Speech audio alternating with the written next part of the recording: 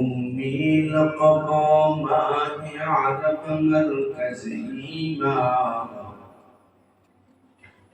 أمي لقب ماهي عرب مركز إيمان هذا علم عمل ذات مداري مديري هذا علم عمل ذات مداري مديري खुदा याद आती है जिनको देख कर वो नूर के पुतले खुदा याद आती है जिनको देख कर वो नूर के पुतले वही है जिससे खुदाया वही है नूर खुदाया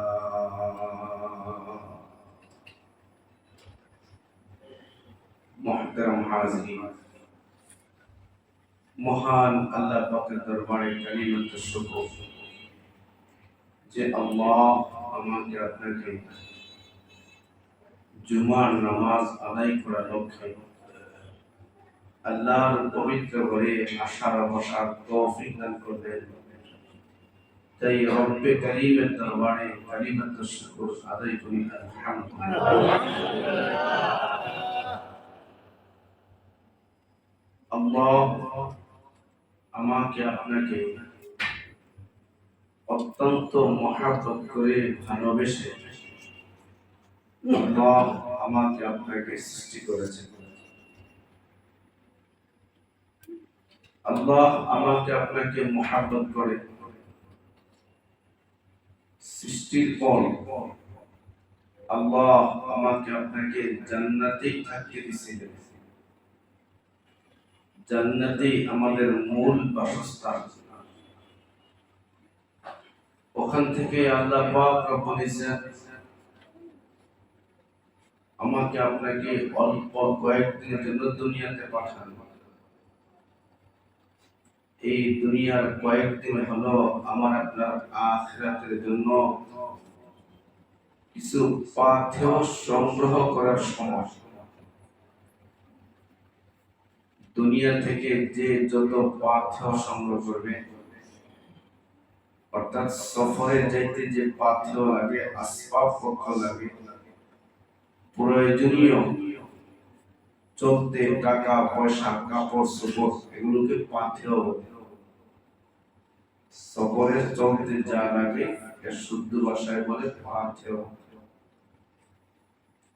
তো দুনিয়াতে বান্দা যত আল্লাহ পাকের হুকুম মতো চলবে সে পরকালে নাজাত পাওয়ার জন্য সে তত বেশি দুনিয়া থেকে পাথেয় সংগ্রহ করতে হবে এজন্য আল্লাহ পাক রব্বুল ইজ্জত বলেন তোমরা দুনিয়ার জিন্দেগিতে যত পাথেয় সংগ্রহ করবে প্রত্যেকটা আমল প্রত্যেকটা পাথেয় চাই নেকির ব্যাপারে চাই বদির ব্যাপারে আমি আল্লাহ যাররা যাররা হিসাব করব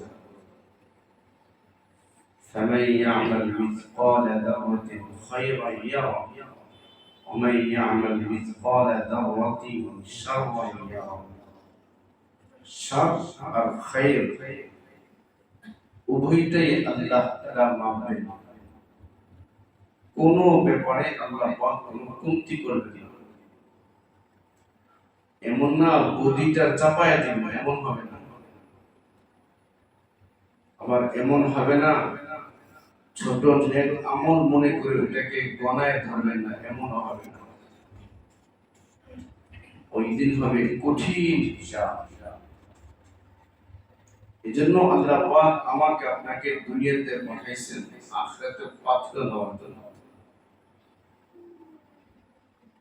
যে পাথর নেবে তার সাথে মালিকের মুআমালা হবে একরকম যে পাথর নেবে না তার আখিরাতের পথেও খায়রের ব্যাপারে হবে না, তার সাথে মুআমালা হবে ভিন্ন। কোরআন শরীফে উল্লেখ এসেছে ইন্নাল্লাযীনা কাফারু মিন আহলিল কিতাব ওয়াল মুশরিকিনা ফী নারি জাহান্নাম খালিদিনা ফীহা উলাইকা হুম শাররুল বারিয়া। তারা কুফরি করবে, মালিকের হুকুম অমান্য করবে, এদেরকে বলা হয়েছে শাররুল বারিয়া। আর যারা ইন্নাল্লাযীনা আমানু ওয়া আমিলুস সালিহাত উলাইকা হুম খায়রুল বারিয়া। যারা ঈমান আনবে, নেক আমল করবে, এদের অবস্থান খায়রুল বারিয়া, এরা কল্যাণকর। এজন্য আল্লাহ পাক আমাকে আপনাকে দুনিয়ার জিন্দেগিতে ইসলামের মৌলিক 5টা কাজ দিয়েছেন। এর মধ্যে প্রথম কাজ হলো ঈমান। লা ইলাহা ইল্লাল্লাহ মুহাম্মাদুর রাসূলুল্লাহ। এই কালিমার দ্বারা আল্লাহ পাকের সাথে বান্দার পরিচয় ঘটে। কালিমার দ্বারা বান্দার সাথে আল্লাহর সাথে বান্দার পরিচয় ঘটে। আমার মালিকটা কি? মালিকটা হলো লা ইলাহা ইল্লাল্লাহ। তিনি ছাড়া কেউ নেই, তিনি ছাড়া আমার পালনেওয়ালা নেই, তিনি ছাড়া আমার বাঁচানেওয়ালা নেই, তিনি ছাড়া আমাকে দেখনেওয়ালা নেই, তিনি ছাড়া আমাকে হেফাজত করনেওয়ালা নেই, তিনি ছাড়া আমাকে রিজিক দাতা নেই, তিনি ছাড়া আমাকে সুস্থতা করনেওয়ালা নেই। বলে কালিমার দ্বারা, ঈমানের দ্বারা বান্দা আল্লাহর সাথে পরিচয় হচ্ছে। পরিচয় হচ্ছে কোথায় গেছেন অচেনা অজানা, তো কয়েকটা কথার দ্বারা একটা ব্যক্তির সাথে পরিচয় হচ্ছে। পরিচয় ঘটার পর এখন দেখে তার বাড়ি তার অমুক আত্মীয়র বাড়ির পাশে, তখন আস্তে আস্তে পরিচয়টা মজবুত হতে, বিশ্বাসতা বাড়ে, না লোকটাকে ভালো করেই চিনবে। কালিমার দ্বারা আমার আপনার মালিকের সাথে পরিচয় ঘটে। পরিচয় ঘটলেই সম্পর্ক বাড়ার কাজ শুরু হয়। আর জন্য মালিকের সাথে সম্পর্ক গভীর হয় নামাজের দ্বারা। নামাজের দ্বারা হয় তাআল্লুক। এই জন্য কোরআনের আয়াতের শেষে 2 শব্দ আছে, ওয়াসজুদ ওয়াক্তারিব, সিজদা দাও। যে যত বেশি সিজদা দিবে সে মালিকের তত নিকটে চলে আসবে। সুবহানাল্লাহ। ওয়াসজুদ ওয়াক্তারিব, সিজদা শেষের 2 শব্দ, ওয়াসজুদ ওয়াক্তারিব, সিজদা দাও। তাহলে আমি মালিকের নিকটে পৌঁছতে পারব।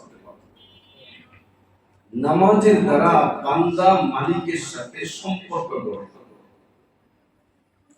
এরকম হাদিসে বহু ওয়াকিয়া আছে নামাজের দ্বারা। সাহাবায়ে কেরামের কিছু প্রয়োজন তো রাসূল করিম সাল্লাল্লাহু আলাইহি ওয়াসাল্লাম সাহাবায়ে কেরামকে তালিম দিয়েছেন নামাজ পড়া। দেখো তোমার হাজত পূর্ণ হয়ে যাবে। নামাজের দ্বারা আল্লাহর সাথে বান্দার তাআল্লুক ঘটে, তাআল্লুক বাড়ে। যখন তাআল্লুক হয় তখন কি বলে, ভাই আসেন একসাথে নাস্তা করি। তো নাস্তার বিল কি দেবে? আমি দেব। তাআল্লুকের পরে মহব্বত বাড়ে। এজন্য এজন্য ইসলামের একটি অন্যতম বিধান হলো যাকাত। সম্পর্ক হলে ওই সম্পর্কের ব্যক্তির জন্য কিছু দিতে চায়, নাস্তার বিলটা নিজে দিতে চায়। সে কিছু কিনতে গেছে, বলে না বিলটা আমি দিলাম, কেন? সম্পর্ক হইছে। সম্পর্কের পরেই মহব্বতটা বাইরে যায়। আর এই জন্য ইসলামের অন্যতম একটি বিধান যাকাত। যাকাত হলো মহব্বতের পরিচয়। মহব্বত যখন গভীর হয়, ইসলামের অন্যতম আরেকটি বিধান হলো রোজা। মহব্বত বাড়লে দোস্ত তুমি যেমনি আমিও এমনি, আমার মালিকও খায় না, আমিও খাই না। এই মহব্বতের দ্বারা তখন তার সাথে যখন মহব্বত যাকাত, মহব্বতের এক সময় তখন সেখানে কিভাবে যে আমার প্রেম এটার বহির প্রকাশের জন্য না খেয়ে থাকে, মহব্বত বাড়ে। যাকাতের দ্বারা মহব্বত বাড়ে। মহব্বতের এক পর্যায়ে গিয়ে তখন মহব্বতের বহির প্রকাশে তখন নিজের প্রিয়জন জন্য সাজে, ওইভাবে সাজতে চায়। একরকম কাপড় পরে, একরকম কথা বলে, এই মহব্বতের বহির প্রকাশ হয়। মহব্বতের বহির প্রকাশ হলে এখন তার প্রয়োজন মোলাকাত। এখন কোথায় দেখা করবে, দিন তারিখ ঠিক করে, জায়গা ঠিক করে, সেই আল্লাহ পাক রব্বুল ইজ্জত কালিমার দ্বারা মালিকের সাথে বান্দার তাআল্লুক, পরিচয় হয়। নামাজের দ্বারা তাআল্লুক হয়, যাকাতের দ্বারা মহব্বত হয়, রমজানের দ্বারা মহব্বতের বহির প্রকাশ ঘটে, হজের দ্বারা মালিকের সাথে মুলাকাতের রাস্তা খুলে। যেটা হজের মৌসুম, এই কথাই চলতেছিল। রোজার পরে এই জন্য হজ। হজ হলো মহব্বতের বহির প্রকাশের পরে মালিকের সাথে বান্দার দিদার দেখতে চাই। है तो मेरे पास हरदम लेके मैं अंधा हूँ पर, है तो मेरे पास हरदम लेके मैं अंधा हूँ पर, बख्शो नूरे बसीरत जिससे तू आए नजर। अरे कभी बोले उधर तो दर न खुलेगा, इधर मैं इधर न छोड़ूंगा, हुकूमत अपने अपनी है, उधर मेरी इधर तेरी। आय अल्लाह, তুমি তো সব সময় আমার কাছেই আছো, কিন্তু আমার সেই ক্ষমতা, সেই চোখ নাই, তাই দেখি না। এরপরে তোমাকে না দেখলেও তোমাকে দেখতে তোমার দুয়ারে যে আমি ধর্ণা ধরছি, তুমি দরজা খুলো বা না খোলো, আমি এই দুয়ার ছেড়ে কোথায় যাব? আমি আসি তোমার। এই জন্য হজের মৌলিক যে কয়েকটা জায়গা কত জুমায় বলেছিলাম, 5টা জায়গা, এর মধ্যে একটা জায়গা হলো বাইতুল্লাহ। হাজিরা বাইতুল্লাহ থেকে কি নিবে? একজন হাজি বাইতুল্লাহ থেকে কি গ্রহণ করবে? বাইতুল্লাহ থেকে হাজি গ্রহণ করবে কুরবানি, ত্যাগ, কষ্ট।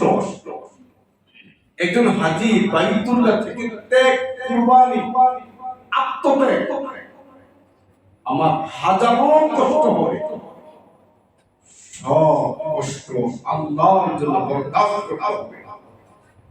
এর একটা সবক বাইতুল্লাহ থেকে হাজিরা গ্রহণ করবে।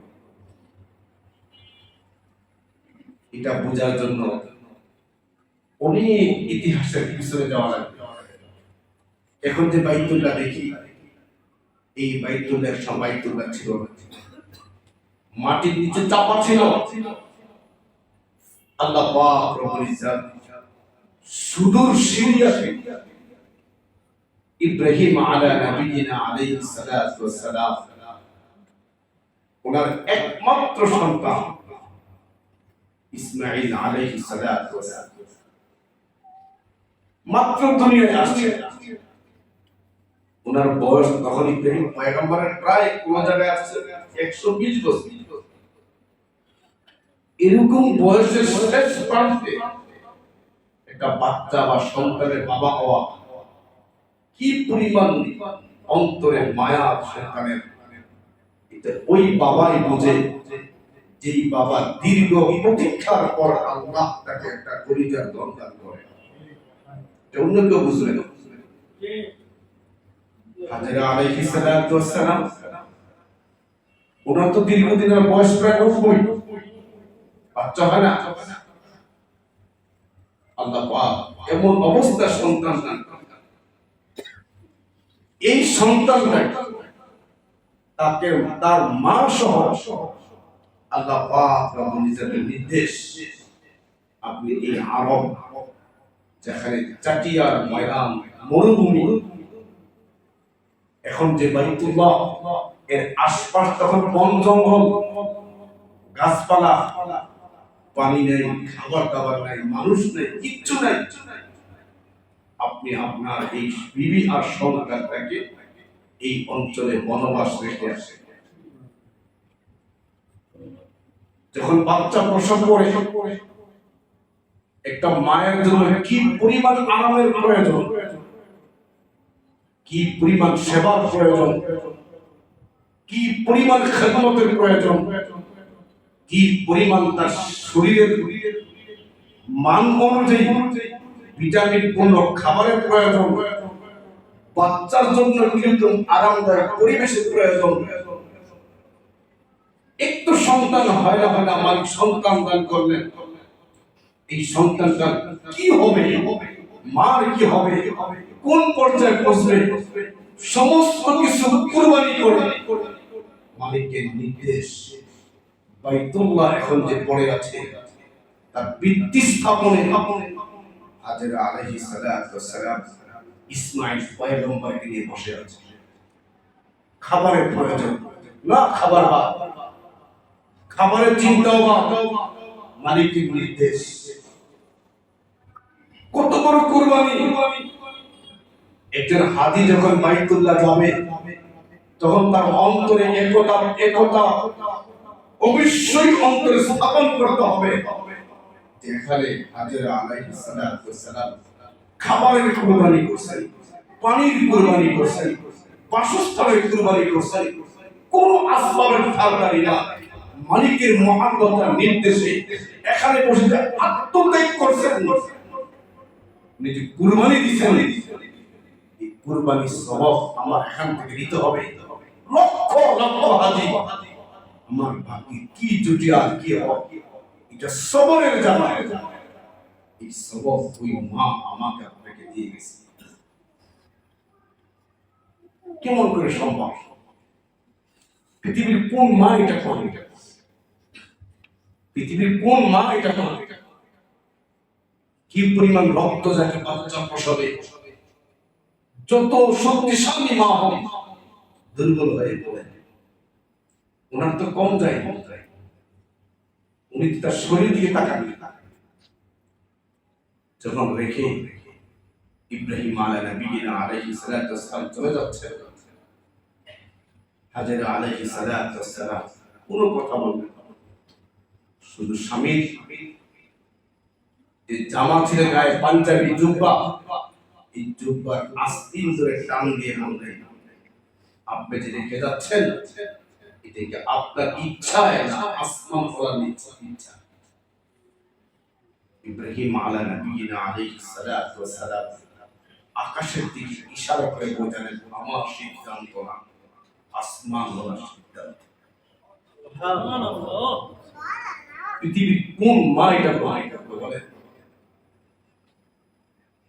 পৃথিবীর কোন বাবা এটা বলে?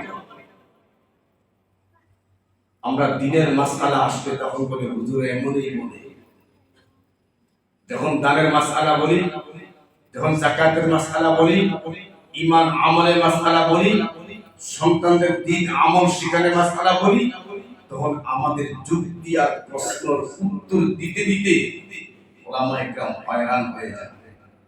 আমাদের কুরবানির মাসআলা থাকে না। কিন্তু আম্মা জান এই বাইতুল্লাহ চত্বরে যত রকমের ত্যাগ সবকিছু প্রকাশ করে দেখাইছেন। একজন হাজি যখন বাইতুল্লাহ চত্বরে যাবে অন্তরে ভাবতে হবে এটা ত্যাগের জায়গা। এখন আমার মন চাই কিছু হবে, এখন থেকে আমার জীবন পর ত্যাগের মাসআলা নিতে হবে। দুনিয়ায় আসছি তো মন চাই জিন্দেগি হবে না, দুনিয়ায় আসছি তো মুখ দিয়ে যা তা বলা যাবে না, দুনিয়ায় আসছি তো চোখ দিয়ে যা তা দেখা যাবে না, দুনিয়ায় আসছি তো কয়েকদিনের জন্য হাত দিয়ে যা তা ধরা যাবে না, পা দিয়ে যেদিক সেদিক দেওয়া যাবে না, মুখ দিয়ে যা তা বলা যাবে না, পেট মালিক দিছে যা তা ভরা যাবে না। সব রকমের চাহিদার কুরবানি বাইতুল্লাহ থেকে শিক্ষা দেয়। প্রত্যেকটা মানুষ নিতে হবে শিক্ষা।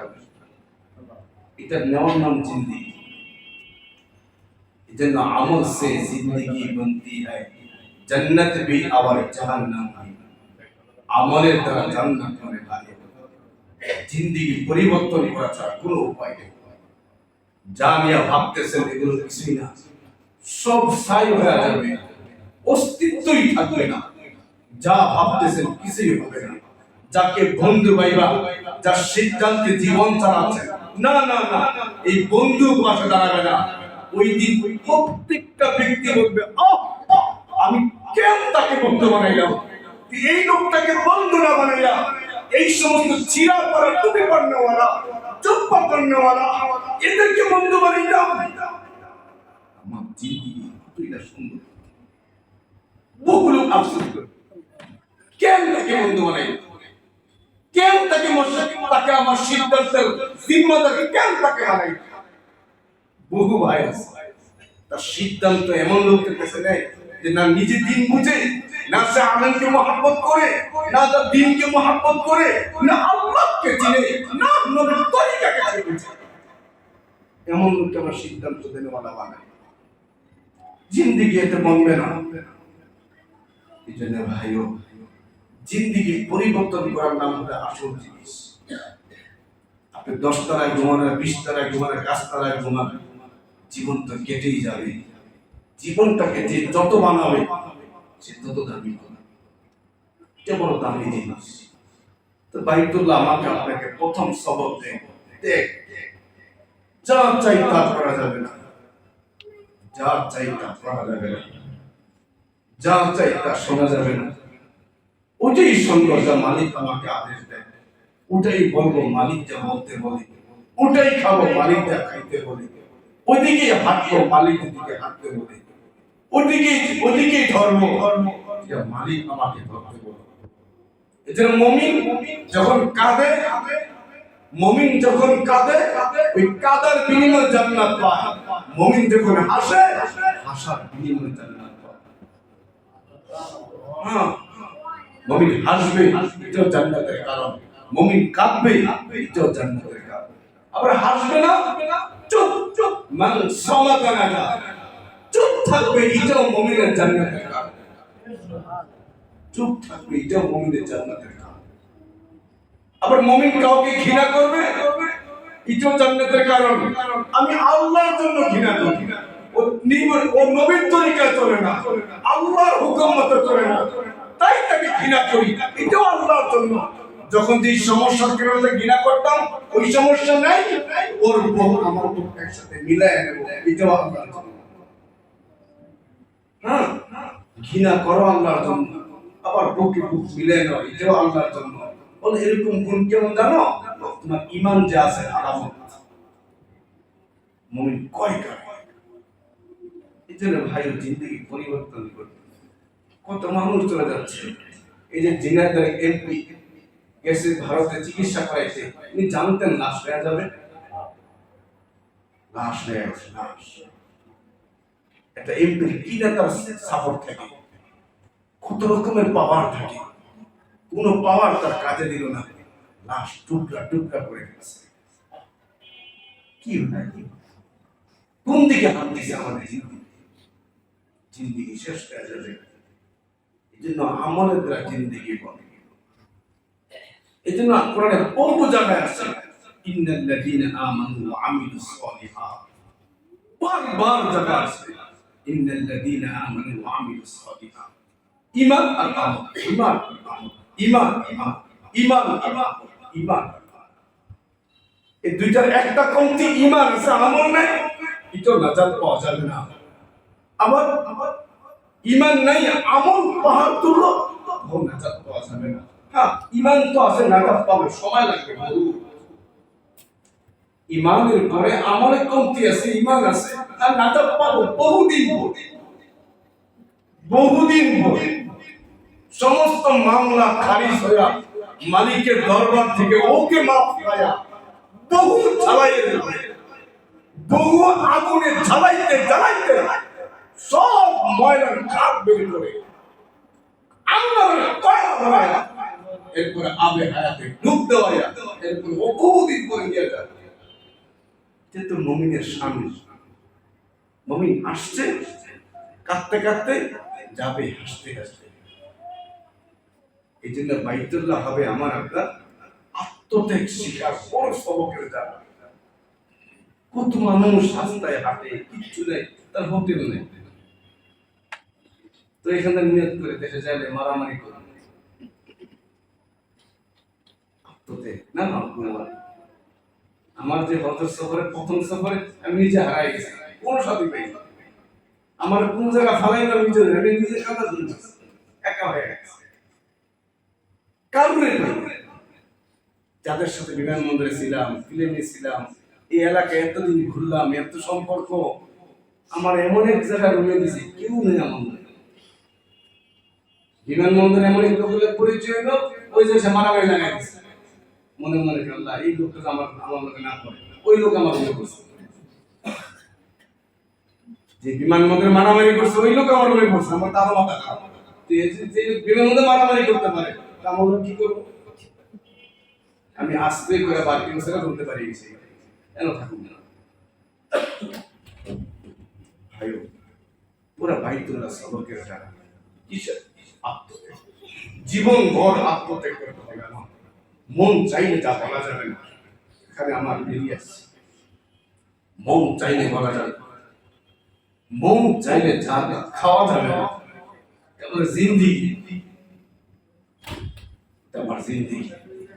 এই জন্য সাইয়েদনা আবু বকর রাদিয়াল্লাহু কি ব্যাপার কি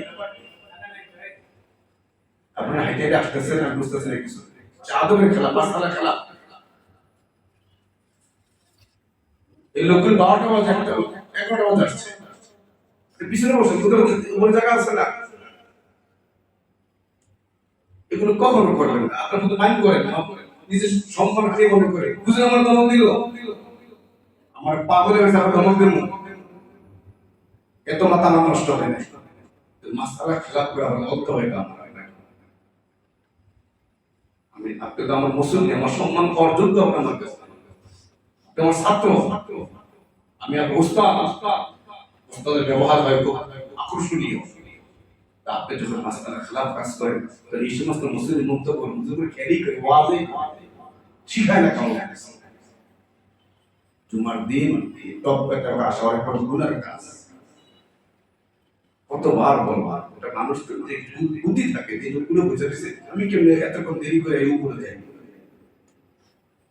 মানুষ জ্ঞান থাকলে তো আপনি জ্ঞান হাঁটাইলে আমার এই কথা নষ্ট করতে হইতো, যে আমার গুরুত্বপূর্ণ কথাগুলো আপনাকে নষ্ট হয়ে গেল, এগুলো কখনো করবে না, সময় হতে শেষ।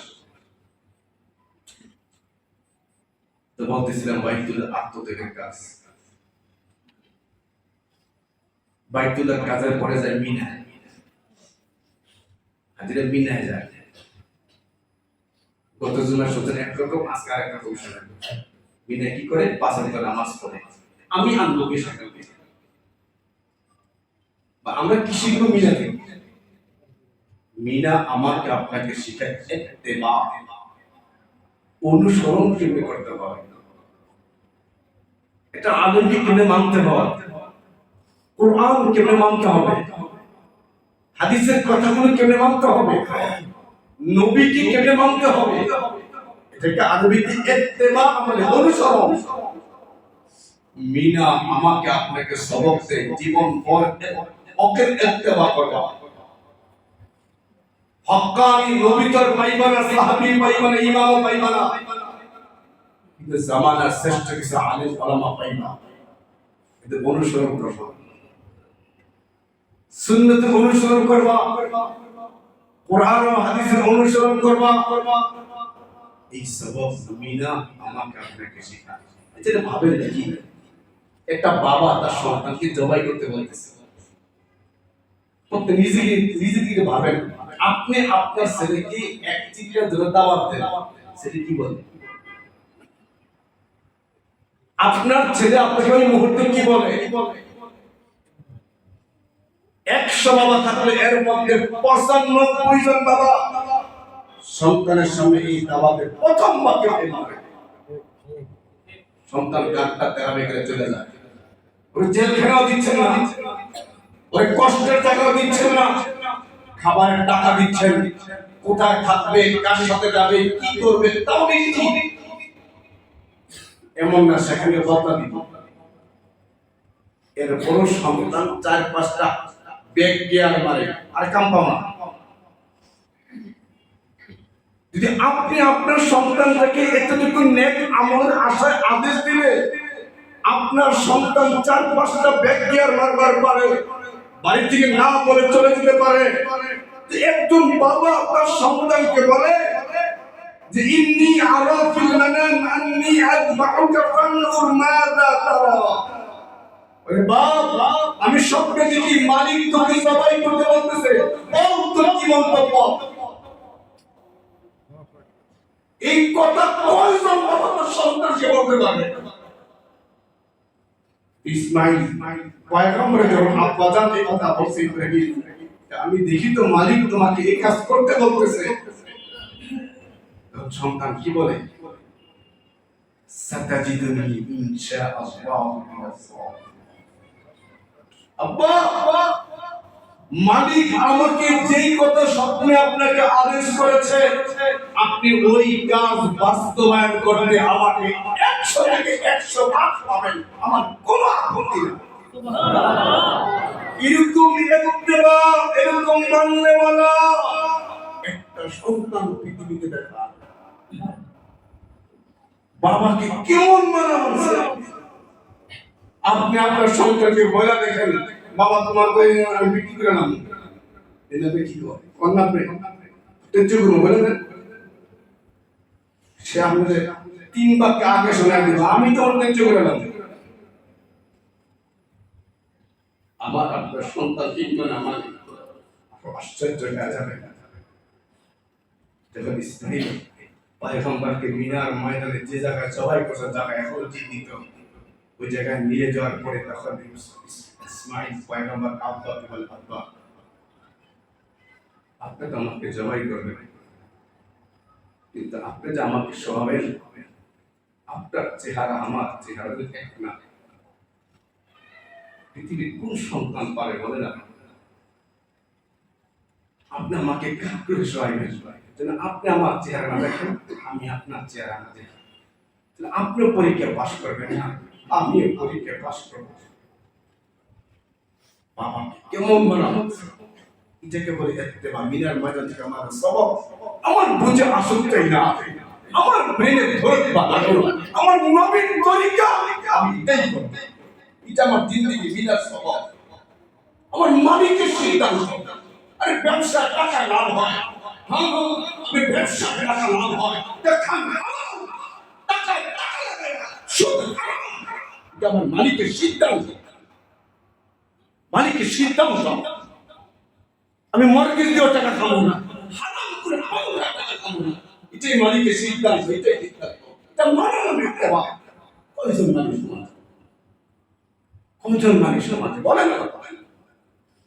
মিনা কি শেখায় আমাকে? মিনা আমাকে আপনাকে ইত্তেবা শেখায়। মানতে হবে আল্লাহকে, মানতে হবে নবীকে, মানতে হবে নবীর তরিকাকে। যত পথ লাগে ওইটাই গ্রহণ করবে, তোমার সিদ্ধান্ত সিদ্ধান্ত।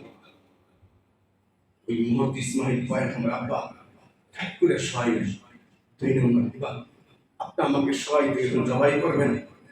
আমার তো আপনি আমার মুরিদ, আমার বাপ, আপনার পায়ে আমার লাথি লাগবে, আর পাবে আমার পা গুলো বেঁধে নেবেন, আমার হাত গুলো বেঁধে নেবেন। বলেন পৃথিবীর কোন সন্তান পাবে এটা? আর পৃথিবীর কোন বাবা মেয়ে পরীক্ষা পাস করবে? 3 নাম্বার আব্বা, আপনি আমার জামাগুলো ঘষাই নেবেন, আপনার জামাটাও ঘষাই নেবেন। যদি আপনি আমাকে জবাই করেন আর রক্তের ফিল্কিগুলো বেরোবে আপনার জামায় লাগে, আপনার কাপড়ে লাগে, আমার মা আপনার রক্ত মাখা কাপড় সহ্য করতে পারে, আপনার কাপড়গুলো ঘষাই যে মিনার ময়দানের কথা, এটাকে বলে ইত্তেবা, এটাকে বলে অনুসরণ। এজন্য যখন ওনাকে জবাই করতে নিয়ে যাবে, এখন শয়তানকে পাথর করে 3টা জায়গায় 3 পদ্ধতি অবলম্বন করে শয়তান বারবার ধোঁকা দিচ্ছে। ওই ধোঁকাকে এড়াবার জন্য তখন ইব্রাহিম পয়গম্বর 7টা পাথর দিয়া দূর শয়তান, যা শয়তান আমার মালিকের সাথে হইতে দূর। প্রথম জায়গা দিয়া পারে নাই, আরেকটু জায়গায় গিয়ে দিয়েছে, আবার ধোঁকা, আবার পাথর মারছে, আরেকটু সামনে গেছে, আবার পাথর ধোঁকা, আবার 7টা পাথর মারছে, শয়তানকে পাথর পর্যন্ত মারছে, দুর্বল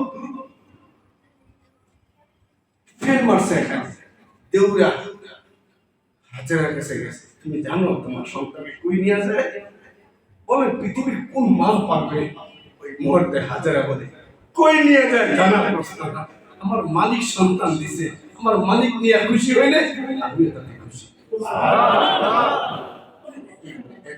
ভাইও আমাদের কথাগুলো দিল দিয়া শোনেন, অন্তর বাংলার কথা, আমার কোন কোয়ালিটি সম্পন্ন কথা না, আমার তো সুন্দর হতে হবে, খোদার কসম এটা আমাদের দিলের কথা। জীবনটাকে মাংলাওয়ার মতো মানা, জিন্দেগি বড় সুন্দর হবে। উড়ে দিয়ে না, উড়ে খোদার কসম থাকলে উড়ে দিয়ে না, মিনা থেকে সবক হাজিতে সারা দুনিয়ার মুসলমানদের ইত্তেবা সবক। সময় সরকার আমাকে দিচ্ছে না, এরপরে আরাফা যায় হাজিরা। আরাফা কি নিবে জানেন? আরাফা থেকে হাজি নিবে আল্লাহর সম্পর্ক, ইনাবাত, মানে তুই ছাড়া আমার কেউ নেই। এই জন্য আরাফা সব খোলা আকাশের নিচে কেউই নেই, পাহাড়ের যে জায়গায় ওঠা সম্ভব ওই জায়গায় দিয়া এরকম হাত পরে করে হত্যা করতে বলে, মানে তুই আমাকে দিয়া তোরে চাই। আরাফার ময়দান থেকে মালিক দিনে তাআল্লুক মা আল্লাহ, আর তুই ছাড়া কেউ আমার নেই।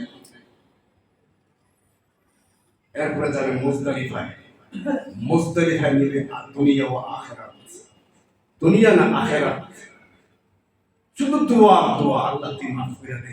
কেমন আখিরাত রাসূল নিছে যে আল্লাহ আখিরাত চাইতে চাইতে চাইতে চাইতে চাইতে চাইতে বুঝতে জালেম তাকেও মাফ করে আছে, যে জালেমকে মাফ করে দেন, যে মাজলুম তার ক্ষতিপূরণ আল্লাহ আপনার পক্ষ থেকে দিয়ে দিবেন, আর জালেমটাকে মাফ করে দেন।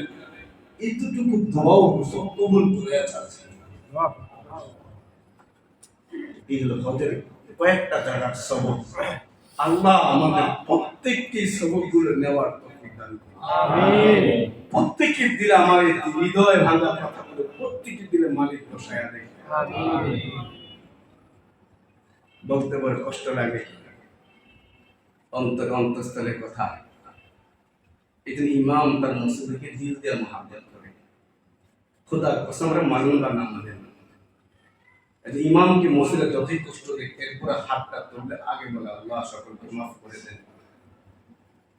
আমি জানি আপনারা আমাকে দিল দিয়ে মহাব্বত করেন, বিশেষ করে অন্ত মসজিদের কমিটিতে যারাই আছেন প্রত্যেকেই আমার আত্মবিশ্বাস আছে সবাই অন্তর দিয়ে মহাব্বত